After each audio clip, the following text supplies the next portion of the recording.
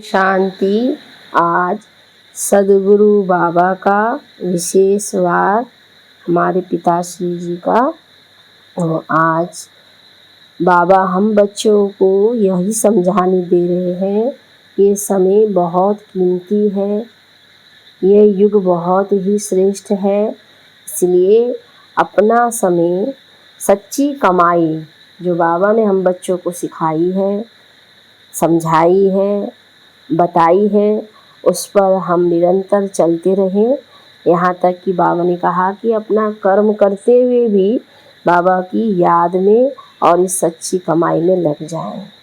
तो बाबा हम बच्चों को श्रेष्ठ से श्रेष्ठ कला सिखाते हैं, जिससे कि हम आत्माएं सतयुगी दुनिया में, भविष्य दुनिया में अपना श्रेष्ठ पद पाएं।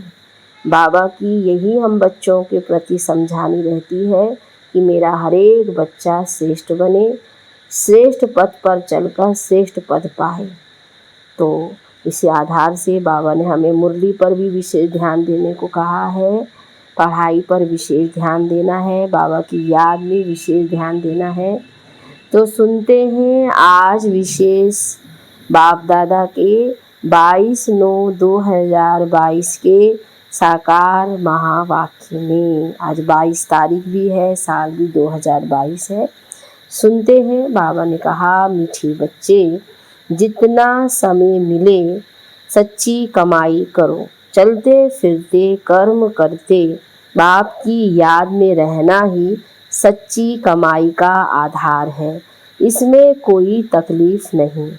प्रश्न में जिन बच्चों में ज्ञान की पराकाष्ठा होगी उनकी निशानी सुनाओ। जिन्होंने ज्ञान को अंदर से धारण किया हुआ है, बाबा पूछ रहे हैं, उनकी निशानी क्या होगी? जिनमें ज्ञान की पराकाष्ठा होगी उनकी सब कर्म इंद्रियां शीतल हो जाएगी, चंचलता समाप्त हो जाएगी, अवस्था एक रस हो जाएगी, मैनर्स सुधरते जाएंगे। दूसरा प्रश्न में है, शिव बाबा की याद बुद्धि में यथार्थ नहीं है तो रिजल्ट क्या होगी? उत्तर में कोई ना कोई विकर्म जरूर होगा। बुद्धि इतना भी काम नहीं करेगी कि हमारे द्वारा कोई विकर्म हो रहा है। बाप का फरमान ना मानने के कारण धोखा खाते रहेंगे। गीत है, आखिर वह दिन आया आज। ओम शांति। बच्चों की खातरी हो गई है कि बेहद का बाप आया हुआ है। श्री कृष्ण को बेहद का बाप नहीं कहेंगे। यह गीत तो यहाँ के नाटक वालों ने बनाए हुए हैं। महाराज धीराज श्री कृष्ण के लिए कहते हैं। बाप कहते हैं मैं तो नहीं बनता हूँ। बाबा कहते हैं बाबा तो ना राजा ना महाराजा बनते हैं, तुम बच्चों को बनाता हूँ। तो इन गीतों से भी कुछ ना कुछ अर्थ निकलता है।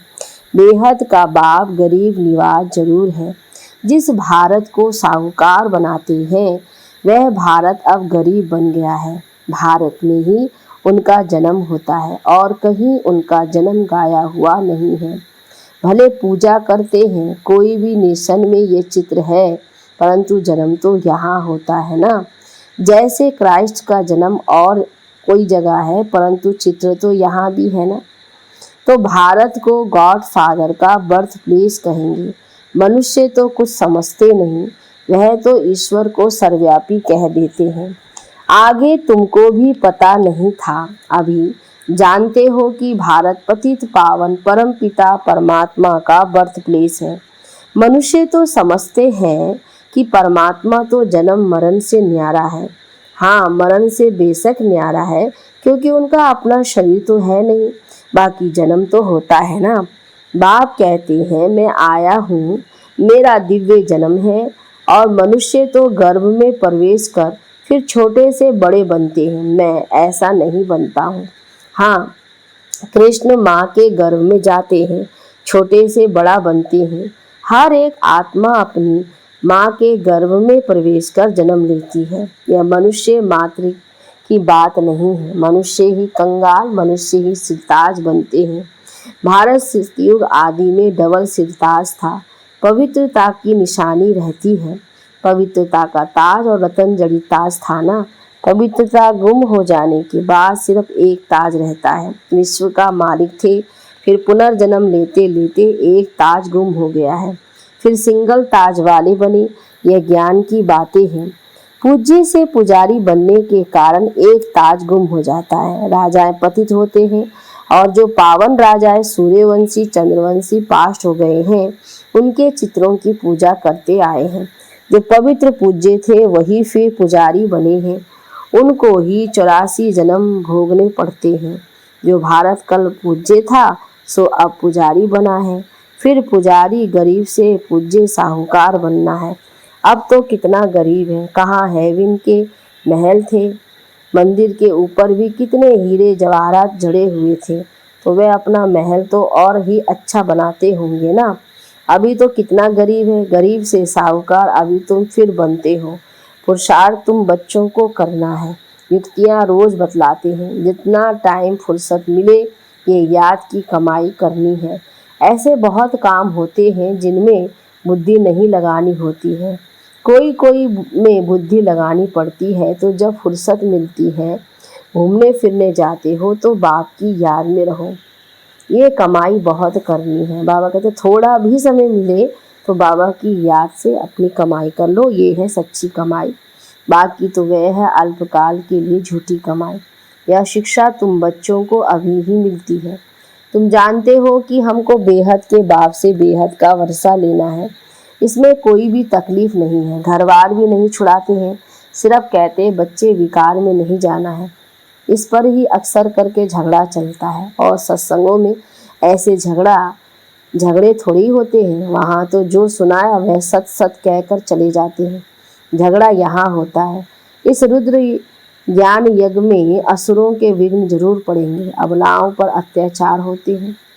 जैसे द्रौपदी को भी दिखाते हैं।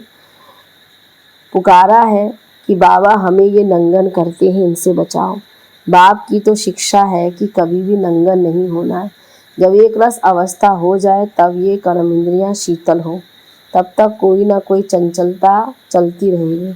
जब तक ज्ञान की पराकाष्ठा हो, बुद्धि में ये ख्याल रहे कि हमको कंपेनियन हो रहना है। विलायत में बहुत बूढ़े वानप्रस्थ होते हैं। समझते हैं पिछाड़ी में कौन मालिक बनेंगे। बाल बच्चे तो है नहीं, इसलिए पिछाड़ी में कंपेनियन बना लेते हैं साथी। फिर भी कुछ उनको देकर चले जाते हैं। तुम लोग तो अखबारें पढ़ते नहीं हो। अखबारों में समाचार बहुत आते हैं। तुम बच्चों को कोई वे पढ़ना नहीं है। बाप तो कहते हैं कि कुछ भी नहीं पढ़े हो तो अच्छा है। जो कुछ भी पढ़े हो वह भूल जाओ। हमको बाप ऐसा पढ़ाते हैं जो हम सच्ची कमाई कर विश्व के मालिक बन जाते हैं। बाप कहते हैं hear no evil, see no evil, talk no evil. ये तुम्हारे लिए है। अभी तुम बच्चे मंदिर लायक बन रहे हो। तुमको ज्ञान सागर बाप मिला है तो उनका ही सुनना पड़े। दूसरे की तुमको क्या सुनने की दरकार है। मनुष्य टीचर के पास, गुरु के पास जाते हैं तो गुरु कभी ऐसे कहते हैं क्या कि हम विकार में नहीं जाओ, काम विकार में।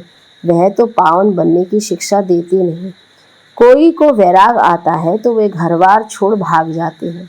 बाप जो शिवाचारी है वे ज्ञान का कलश तुम माताओं के सिर पर रखते हैं। और ज्ञान का कलश को धारण करने के लिए पवित्रता की धारणा भी जरूर चाहिए। इसलिए बाबा बच्चों को पवित्रता की धारणा कराते हैं। बाकी इस पति दुनिया में लक्ष्मी कहाँ से आई। लक्ष्मी नारायण तो सतयुग में होते हैं। अभी शिव बाबा इन द्वारा बैठ समझाते हैं। शिवाचार्य वाच ब्रह्मा मुख से तुम बरोबर स्वर्ग के द्वार खोलते हो तो जरूर तुम ही मालिक बनेंगे। स्वर्ग का द्वार खोलते हो गोया स्वर्गवासी बनने का पुरुषार्थ करते हो। तुम्हारा पुरुषार्थ ही है नरकवासी मनुष्य को स्वर्गवासी बनाना। बाप भी यही सेवा करते हैं ना, पति से पावन बनाना। तुम्हारा भी यही धंधा है जो बाप का धंधा है। आत्माओं को स्वर्गवासी बनाओ। स्वर्ग की चाहना तो सब रखते हैं ना। कोई मरता है तो कहते हैं फलाना स्वर्ग पधारा। उनसे पूछना चाहिए कि जब वह स्वर्ग में गया तो फिर नरक में बुलाकर ब्राह्मण आदि क्यों खिलाते हो। फिर तो ये अज्ञान अंधियारा हुआ। तुम यहाँ से सूक्ष्म वतन में ले जाकर खिलाते हो क्योंकि तुम जानते हो ये पवित्र भोजन है। वह जो मर जाते हैं उनको पवित्र भोजन थोड़े ही मिलता होगा। लिखते हैं बाबा फलाने का भोग लगाओ तो उनको पवित्र भोजन मिले। गाया हुआ है देवताएं भी ब्रह्मा भोजन को पसंद करते हैं। बरोबर तुम्हारी महफिल सूक्ष्मतन में लगती है। ऐसे नहीं कि ध्यान कोई अच्छा है, नहीं, योग को ध्यान नहीं कहा जाता और ध्यान को योग नहीं कहा जाता। बाप कहते हैं मेरे साथ बुद्धि योग लगाओ तो विकर्म विनाश होंगे। वैकुंठ में जाकर रास विलास करते हैं, वह कोई कमाई नहीं है। मुरली तो सुन नहीं सकते, वह भोग आदि तो एक रस्म रिवाज है ड्रामा अनुसार। मनुष्यों की रस्म रिवाज और संगम युगी ब्राह्मणों की रस्म रिवाज में रात दिन का फर्क है। यहाँ से जाकर सूक्ष्म वतन में खिलाते हैं। इन बातों को जब तक नए समझे नहीं तब तक संशय उठता है। हम कहेंगे ड्रामा अनुसार इसकी तकदीर में नहीं है तो संशय पड़ा और चला गया। फकीर की बात, बाबा कहते फिकर की बात नहीं, इनकी तकदीर में नहीं था। पहली बात भूल जाते हैं कि हमको बाप से वर्षा लेना है। कोई बात में संशय बुद्धि बन पड़ते हैं। अरे हमारा काम है वर्षे से, हम पढ़ाई फिर क्यों छोड़े, मुरली तो सुनना है ना। निराकार बाप तुमको डायरेक्शन कैसे सुनाएंगे, उनको मुख जरूर चाहिए। ब्रह्मा मुख से अथवा ब्रह्मा कुमार कुमारियों से सुनना है। कोई बाहर से दूर चले जाते हैं, मुरली भी नहीं मिल सकती है तो बाप कहते हैं कोई हर्जा नहीं, तुम याद में रहो।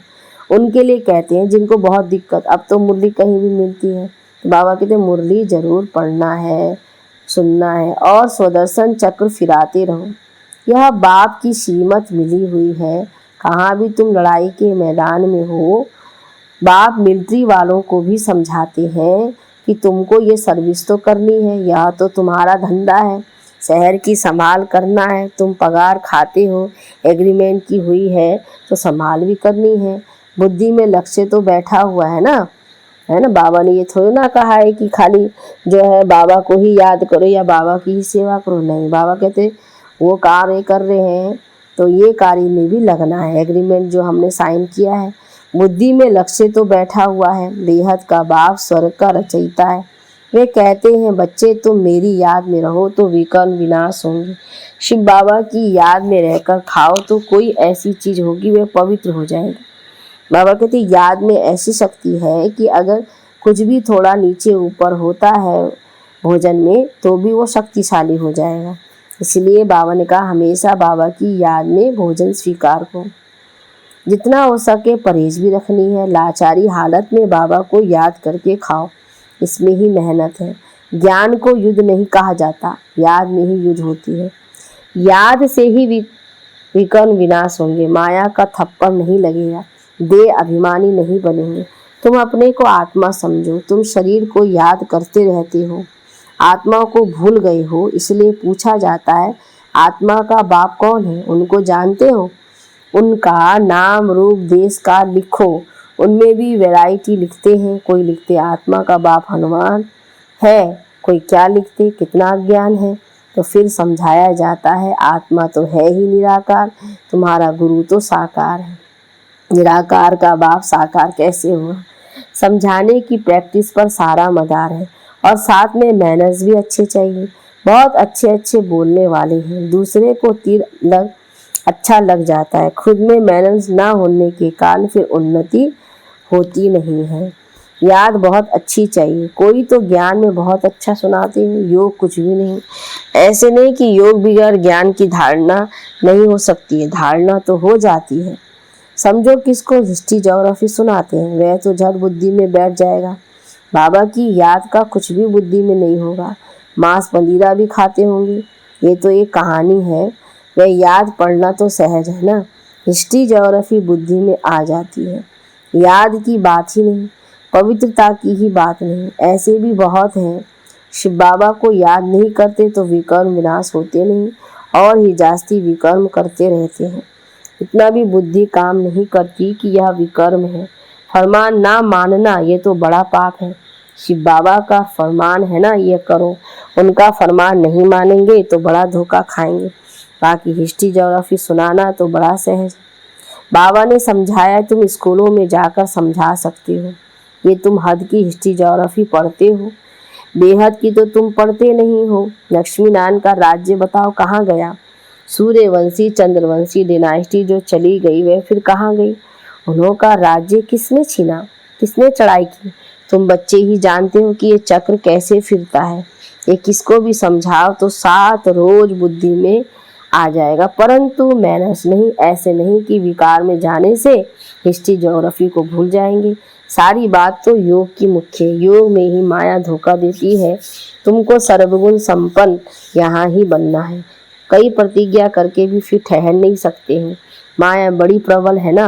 बाप को पूरा याद नहीं करते हैं तो विक्रम विनाश नहीं होते हैं और ये डबल विक्रम करते रहते हैं। उनको पता भी नहीं पड़ता और कहने से भी समझ नहीं सकते। तुम बच्चे जानते हो कि बाप गरीब निवाज रहमदिल है। हम बच्चों को खास और सबको आम समझाते रहते हैं। इन पार्टिकुलर मना खास हम सुखधाम में जाते, इन जनरल मना आम मुक्ति धाम में जाते हैं। सतयुग में बरोबर इन लक्ष्मी नारायण का ही राज्य था। फिर चंद्रवंशी, उनके बाद इस्लामी, बौद्धी आदि आए हैं, तो वह आदि सनातन धर्म गुम हो गया है। बढ़कर झाड़ कलकत्ते में जाकर देखो, फाउंडेशन है नहीं, सारा झाड़ खड़ा है। यहाँ भी ऐसे है। अब फिर से स्थापना हो रही है। अच्छा, मीठे मीठे सिक्की लदे बच्चों प्रति माता पिता बाप दादा का याद प्यार और गुड मॉर्निंग। रूहानी बाप की रूहानी बच्चों को नमस्ते, रूहानी बच्चों की रूहानी बाप दादा को गुड मॉर्निंग, नमस्ते बाबा नमस्ते। धारणा के लिए मुख्य सार। पहली पॉइंट, किसी भी बात में संशय उठाकर पढ़ाई नहीं छोड़नी है। बाप और वर्षे को याद करना है। दूसरी पॉइंट में एक बाप से ही सुनना है, बाकी जो पढ़ा है वह सब भूल जाना है। Hear no evil, see no evil, talk no evil. वरदान है, बाप की छत्र छाया के नीचे रहे, माया की छाया से बचने वाले सदा खुश और बेफिक्र भर। माया की छाया से बचने का साधन है बाप की छत्र छाया। छत्र छाया में रहना अर्थात खुश रहना। सब फिक्र बाप को दे दिया। जिनकी खुशी गुम होती है, कमज़ोर हो जाते हैं, उन पर माया की छाया का प्रभाव पड़ ही जाता है, क्योंकि कमजोरी माया का आह्वान करती है। अगर स्वप्न में भी माया की छाया पड़ गई तो परेशान होते रहेंगे, युद्ध करनी पड़ेगी। इसलिए सदा बाप की छत्र छाया में रहो, याद ही छत्र छाया है। स्लोगन में, जिनका मुरली से प्यार है वही मास्टर मुरलीधर है। अच्छा, ओम शांति, ओम शांति, ओम शांति।